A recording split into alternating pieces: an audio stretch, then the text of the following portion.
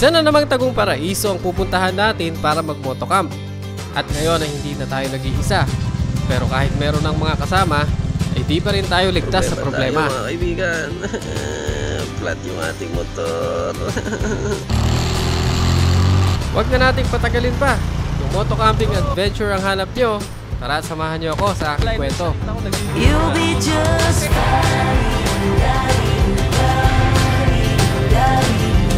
Welcome sa Stokwa, ang kwento ng mga budget meal adventures.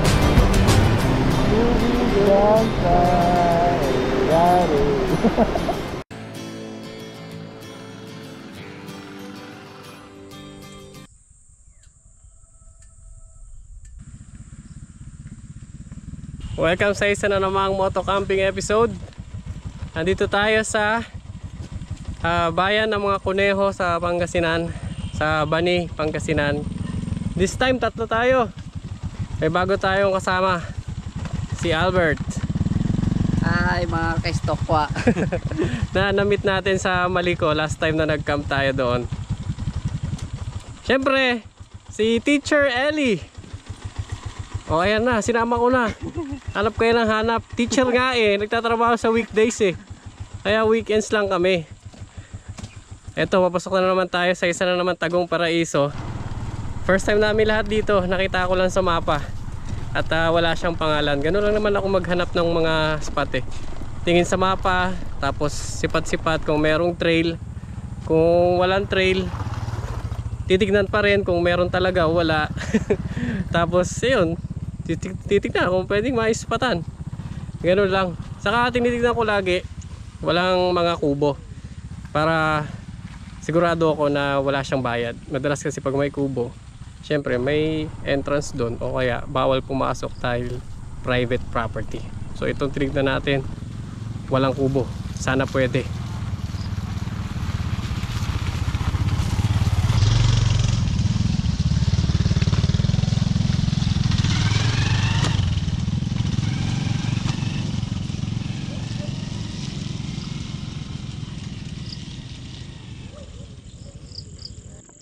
Kanina may nakasalubong kaming lokal Galing daw sila ng Bukal. Mukhang ito yung sinasabi niyang Bukal. Ayun linis ng tubig. Ay! Bukal nga ito. Oh my goodness. Lino ng tubig. Dito siguro sila kumukuha ng inumin. Sarap kuha na lang inumin. Kaya lang dami insekto. Kung may insekto, malamang may kinakain sila dyan. Kinakain nila dyan mga parasite. O hindi siguro, pero mahirap nang magpakasigurado.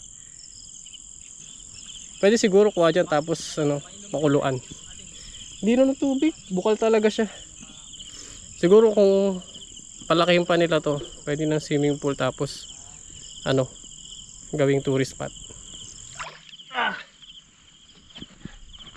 Pwede daw.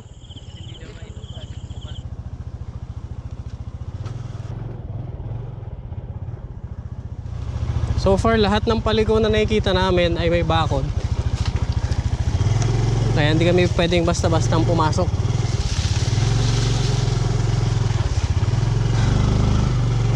Naghahanap na lang kami ngayon ng paliko papasok ng dagat. Dahil yung sakanan natin dagat na yun.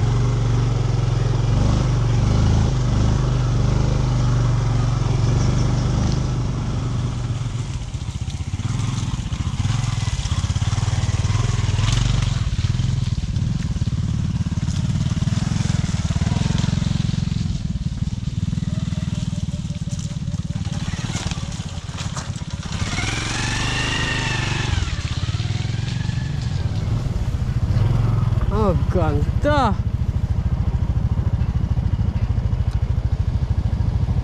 Solid mga kaibigan. Wala na akong masabi talaga. Pangasinan, you're the best. Kailangan mo lang talagang maghalughog. Napakaganda. Grabe mga rock formation. Ang ganda.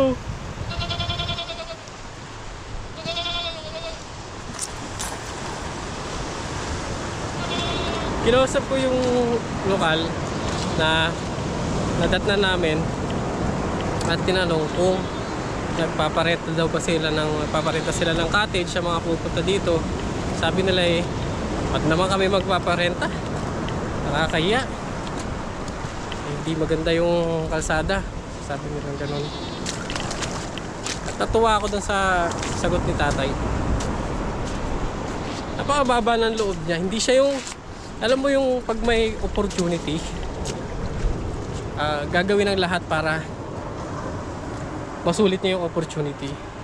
Halimbawa eh, sa mga lugar na may potential sa turismo, halos lahat ng taga doon ay puro paniningil at pagkakakitaan yung may isip ka agad. Pero sila, kita mo ang sagot, nakakahiya magpa-renta dahil hindi naman maganda yung daan.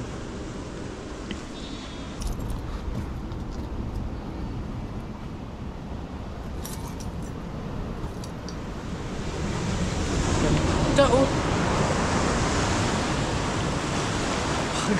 Dito. Perfect sana ng spot na to. Kaya lang, wala namang magsasabitan ng hammock. Magsabit ka man ng hammock, nasa isip mo yung baka biglang mapatid. Mabugsakan mo eh, napakatutulis ng mga to. Perfect.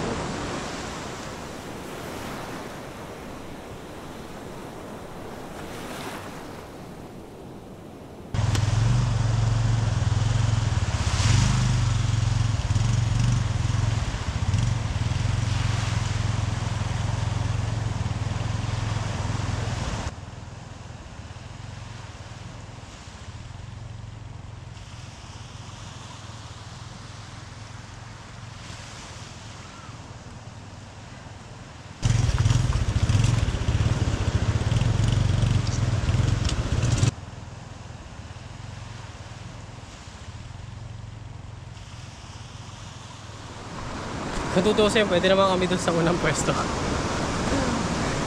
Kaya lang, daanan kasi yun. Tapos pangalawa, mas maganda yung spot dito sa dulo. Pangatlo, for the love of quality content, pandagdag interest ba sa kwento. Kasi maganda nga naman yung spot doon, mas maganda talaga. Plus yung hirap kung pagdala ng motor doon. Ayos na! Illegal parking! Something like big train.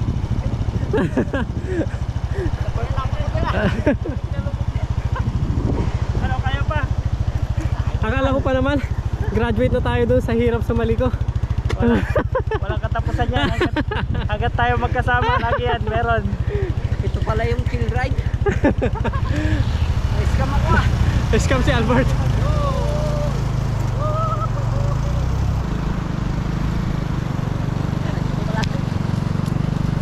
Wala, malakas talaga. Hindi kailangan ng tulong.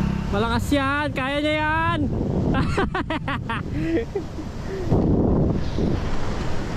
Totoo nga ang kasabihan, kahit ang kalabaw bumibigay din. Ay ganun ba?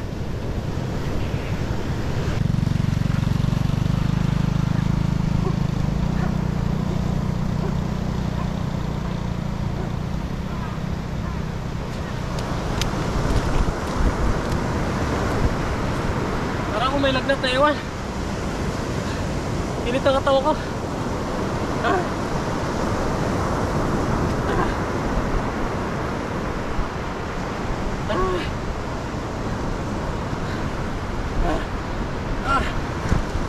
Lamig na tubig, sarap. Oh, huwag mong mamasa.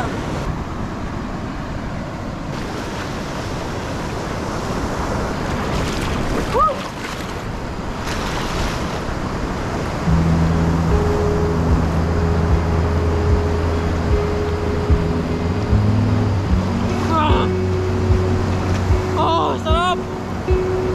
Oh.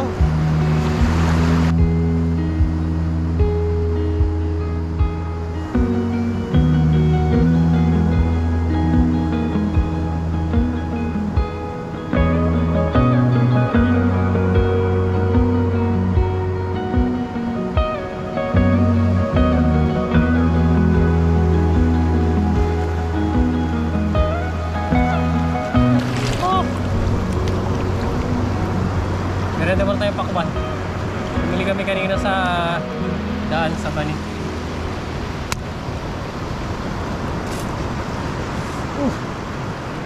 Tapos talaga ng pakwan sa Bani.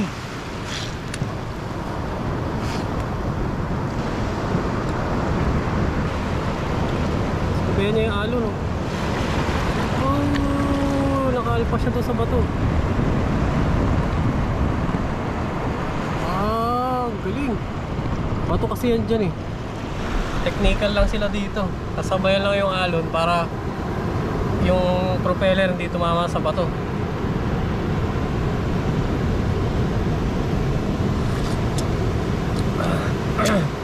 Grabe, tataas ng alon.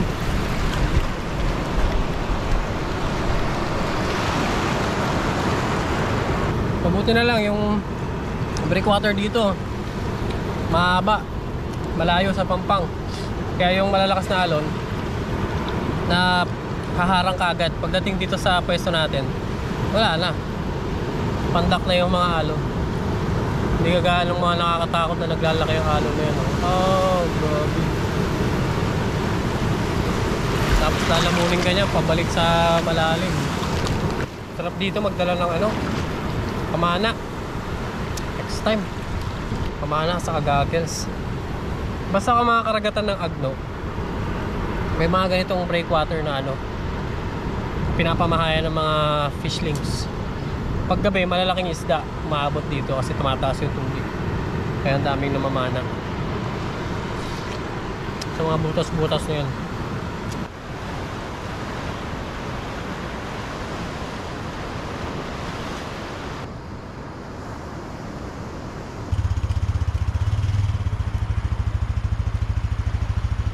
Dito tayo po pwesto. Kanya-kanya kami na ang pwesto nila Ellie at Albert para may kanya-kanya rin kaming space para makapag-vlog, makapagkwento. Dito natin napili dahil hindi tayo maghahamok for today's video. Meron tayong bagong dala. Ito ang bago nating sandata sa pagtulog. Tawag dito ay cot bed. Para siyang stretcher, military bed, folding bed, pero tawag sa kanya ay cot bed. Maganda siya para sa mga lugar na ulanin, tapos alanganin ka sa baha. Pwede siya ipasok sa tent, pwede namang sa ilalim lang ng tarp, at yun ang gagawin natin ngayon. Sa ilalim na siya ng tarp natin para siya sa mga lugar na walang sabitan ng hammock. At since ayaw ko naman talaga nagtitent, ito ang perfect para sa akin.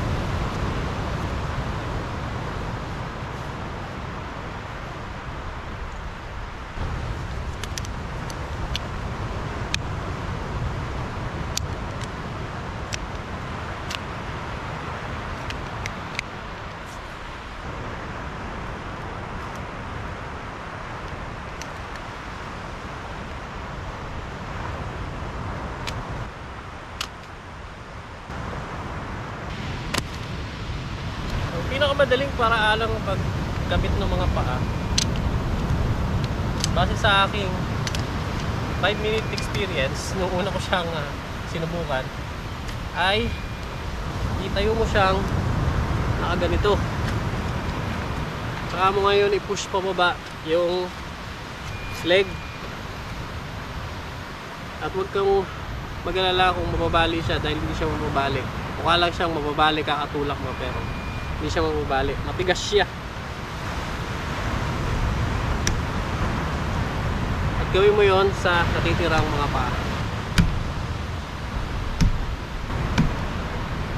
Voila! Meron ka nang higaan, hindi ka na mamomroblema sa baha, hindi ka na mamomroblema sa insekto. Ngayon, since hindi siya heavy duty, mahirap siyang daganan sa isang spot lang. Kailangan kapag hiniga mo siya, evenly spread yung iyong body weight.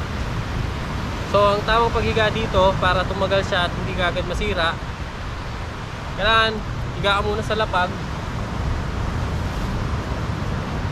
Yan. Tapos i-roll mo yung body mo papunta sa cot bed para evenly distributed yung bigat at hindi mapunit yung tela ng iyong cot bed.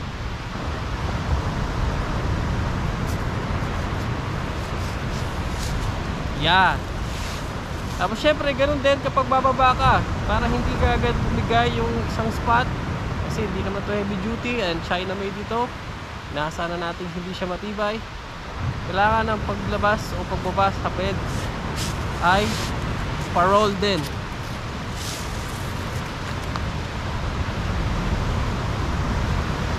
That's how you use your cot bed by Direct Gino.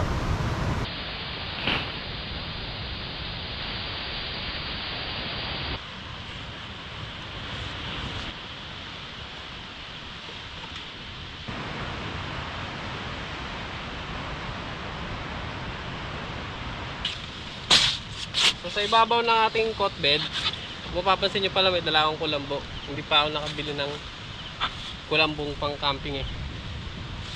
Dahil napakalamok. Madalang pasigan. Ayan, sa ibabaw ng cot bed ay meron tayong sleeping mat. Tapos, yung kulambo natin, nasabit natin. Kunin lang natin yung gitna. Right? Gaano karami kasing off lotion ang ilagay mo sa katawan mo. Papapaking ka pa rin ng lamok pag wala kang kulambo sa mga ganitong basukal na tabing dagat. Raw camping, Disney Princess style. Alright. Hindi na tayo lalamokin dyan. Di mo na ako papasok at basang basa pa ako. Solid, excited na ako matulog. Sa mga nag-aalala kung yung cot bed ay sasayad sa lupa kapag sumakay ka or sumampa, hindi naman. Ang weight ko ay 65 kilograms. Hindi naman siya sumasayad. Si Ellie ay nagsaing na at nag-iihaw ng isda. Tayo naman ay nakatoka sa talong. Ihaw tayo ng talong pang extra ulam. Kaya magdala na tayo ng apoy dito. Meron tayong gagawin na uri ng campfire na ang sabi mas malakas or mas mainit yung heat na napuproduce. Susubukan natin ngayon. Ang siste ay maghuhukay tayo ng tunnel sa buhangin. Butas muna bago yung tunnel. Tapos pag nahukay mo na yung butas, hukay ka naman ng dalawang butas pa lang gagawin. Hukay tayo ng dalawang butas na mga 5 inches apart. Depende sa laki ng bonfire na gusto mo. Ngayon na may dalawa na tayong butas, pagdudugtungin naman natin sila. So hukay tayo ng tunnel na magdudugtong sa kanilang dalawa.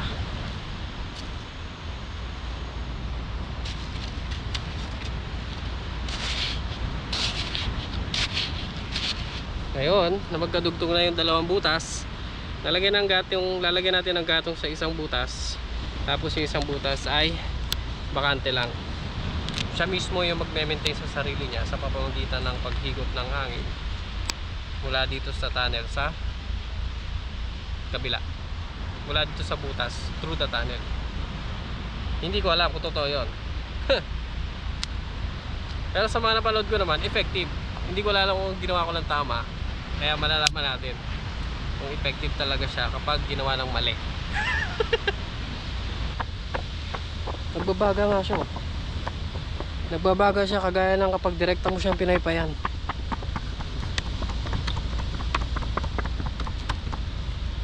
Uy, maglihab ka na boy. Dito na tayo sa kampo ni Brother Eli mag-ihaw. Alam nyo kasi sa raw camping, kailangan resourceful ka. Kung yung kapitbahay mo meron ng baga, pera pa yung sarili mo. Don't difficult yourself. Yes. Ito nga pala, may nakuha tayo kaninang wild ampalaya. So ilalaga namin to. Dagdag pang, hindi pa pala natin to natalbusan. Dagdag pang dagdag pang gulay. Hugas-hugas. Talbusan lang. Yan, row na row, pati paghawak namin. Aray ko. May mga nagko-comment sa atin na nagsasuggest ng mga kagamitan. Kung pwede lang talaga, gusto kong dagdagan yung gamit. Kaya lang, sa maraming bagay kasi, minimalist tayo. Ayoko nang marami talagang bit-bit. So, hanggat maaari, kung ano yung, kung may dala ako isang gamit, kailangan multipurpose siya.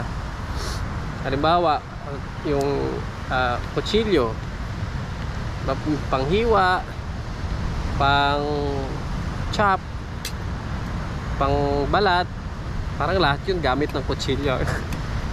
Hindi, basta maraming bagay akong dala na hanggat maaari ay multipurpose. Ayokong pabigatin yung dala ko eh. Hindi naman tayo kasing lakas ni pobreng manlalakbay. Napakarami nung dala dahil kaya niya. Tayo, yung mataas nga lang ng motor ayoko dahil mabigat tapos pupunuin ko pa ng gamit. Kawawa si Purgas pag pinuno ng gamit. Okay na yung bitbit natin. Pag nagka-camper van tayo, yun, pupunuin natin ang gamit yun. Speaking of camper van, nag-tour pala kami sa Mindanao gamit ang hiniram naming camper van kay brother Dodong Lagan. Hiniram niya kami. Nagdadalawang isip ako kung i-upload ko pero 2, 3, 4 days pala kami dun. Namin napuntahan. Comment nyo kung ano gusto nyo i-upload ko. Oy! Nagliam na yung Dakota Fire natin! Legit! Alam nyo yung patunay na gumagana yung ano niya, yung science niya behind the design. Kasi basa yung mga tao dito panggatong. Hindi mo yan basta-basta mapapaliyab ng iiwanan mo lang. Mag-uusok lang yan at magbabaga kapag nilapag mo lang sa lupa tapos hinayaan mo sila. Pero ito, wala akong kamalay-malay, nakita ko nagdiliyab na.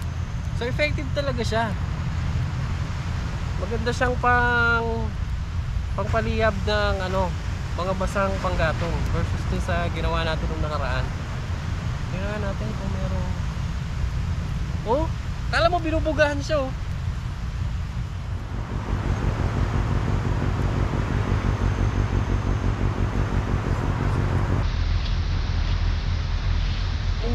grabe ba? Kaya ano pang hinihintay nyo? Pag change oil na kayo gamit ang Gulf Oil. International brand yan, hindi kayo magsisisi dyan. Hindi yan rebranded na binili lang sa China. Solid yan, promise. Tulog na tayo. See you tomorrow. Tignan natin kung gaano kaganda ang sunrise dito sa, nakalimutan ko na yung pangalan ng beach. Oo nga pala, bukas ko na ikukwento kung sana maalala ko. Tungkol siya sa beach. Ayos, parang nasa bahay lang Ang sarap ng higa. Ganda nito kumpara sa tent na bali yung likod ko. Tapos pag naman, mali pala kumpara sa hammock na bali yung likod. Pag tent naman, syempre hindi pantay yung higaan mo.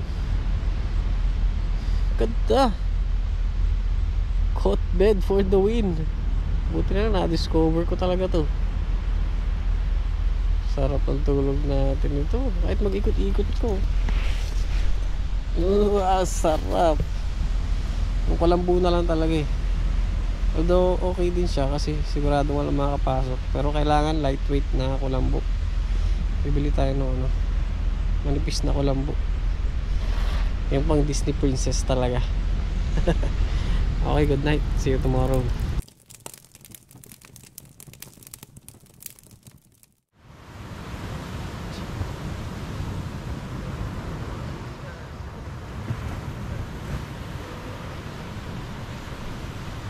Yung tulog natin, late na dumating Ibig sabihin, nagising kasi ako sa may mga nakapasok pa rin. Kinati ako ng mga bandang stress. Tapos ayun. Pero pagdating ng alas 4, diretso na. Ngayon na ulit ako nagising. Sarap. Problema lang pala sa ganitong setup, yung lamig. Hindi ako nagdala ng separate na jacket tsaka kumot. Yun, next time. Yun lang problema. Pero pag na solusyon naman na yun, sarap ng ganitong setup. Kasi kapag gabi na maalinsangan, ganito lang, open ka lang. Pag lumamig ng madaling araw, mag sleeping bag ka o kaya mag jacket, solve ka na. Ito pala yung sinasabi kong kwento ko kagabi tungkol dito sa beach na to. Makikita niyo yung puno na yan. Nakalimutan ko yung pangalan ng puno na yan. Imagine, madilim, tapos punong-puno yan ng kumikislap-kislap na mga ilaw. Napakaganda niyang pagmasdan kagabi. Napakarami niyang alitap-tap. Di lang talaga makuha ng GoPro kaya wala tayong ebidensya eh. Pero promise, swear, sinusumpa ko sa pangalan ko, promise meron. Sabi nga ni Albert eh, nung bata daw sila, may mga alitap-tap din sa lugar nila sa San Fabian. Pero ngayon wala na. Kasi kapag dumadami yung tao, lumalala yung pollution, umaalis yung mga ganyang klaseng creatures. Maghahanap sila ng mas malinis na kapaligiran. Ibig sabihin yan, ito napaka sigla pa ng ecosystem niya, kaya napakaraming alitap-tap. Ganda talaga dyan, promise. Napaka magical. Nakausap nga pala namin ng isang lokal kagabi. Namigay siya ng ng tawag nito, isda, inihaw na tulingan. Kasi binigyan namin ng pakwan. Nakakwento niya na itong buong beach na to ay private property na, pag-aari na ng isang politician. At wala naman daw balak yung may-ari na maglagay ng resort, kaya naninirahan sila dito. So until maisipan ng may-ari kung anong gagawin niya dito, libre silang manirahan dito, itong mga mahing isda. At tuwing summer lang daw sila naglalagay dito, kaya ang daming bakanting kubo. Kasi nga pag summer, may mga dumadayo ganyan. Pero since private property nga siya, at hindi naman siya resort o business ng owner,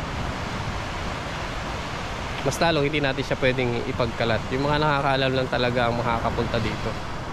Kasi eventually pag dumagsaya ng kagaya ng mga sikat na tourist spot, at kahit off season ay napakaraming tao, mapipilitan yung may-ari na isaran na lang yung access dito.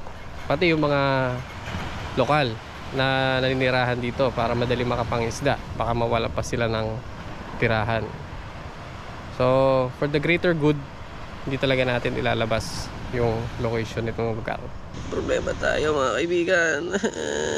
Flat yung ating motor.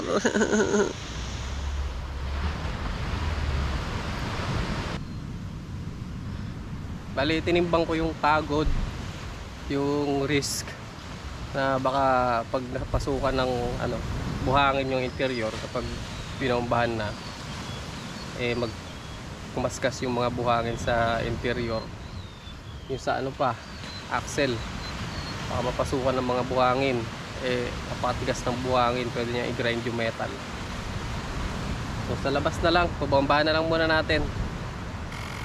Mahirap siguro mamalinisan lahat ng buhangin, yan guaranteed kahit buhusan ng tubig. Alam ko, buhusan ko ng tubig alat. So sa labas na lang tayo magpapavulcanize, sana umabot. Okay lang, kaya ko naman sana magpalit ng interior, kaya tayo lagi may dala. Sa mga magsasuggest na ipaano ko na siya, tubeless, kasi nare-remedyoan naman yung rim na derayos. Ayoko doon, kailangan kasi matigas lagi yung gulong mo para kumapit yung labi ng ng gulong doon sa rim. Kasi hindi naman pang tubeless yung rim natin, pati yung gulong. Kailangan dyan, papalit ka ng rim na derayos na nakadesign talaga pang tubeless. Ang problema doon, kapag mga pagkakataong ganito, low traction, kailangan mong magbawas ng hangin, singaw. Tapos kapag nabutasan ka na malaki yung punit sa tubeless, hindi na kayang pasakan ng mga pampasak ng tire repair kit. Pero pag tube type, ayan, pwede nga magpalit ng tube anytime. Diba? Kaya hindi ko siya pinapa-tubeless. At para sure na magamit pa natin ito mamaya kapag tumambot yung gulong sa trail, charge natin sa dala nating power station. So mga naghanap ng power station dyan pang camping, personal na gamit ko, Thunderbox. Meron tayong Blue Yeti na bigay ni Blue Yeti, kaya lang masyado siyang malaki. Ito swak na swak sa pang moto camping. Saktong wala ding charger si Purgas kasi napakagaling ni Yamaha. Uwi ka na lang, kapagurin ka pa. Yan ang camping. Hanggang dito na lang. Salamat sa pagtapos at sa mga lagi sumusubaybay, maraming salamat sa inyo. Next time, bundok naman tayo. Sunod nating stock 1 moto camping. Kita kits.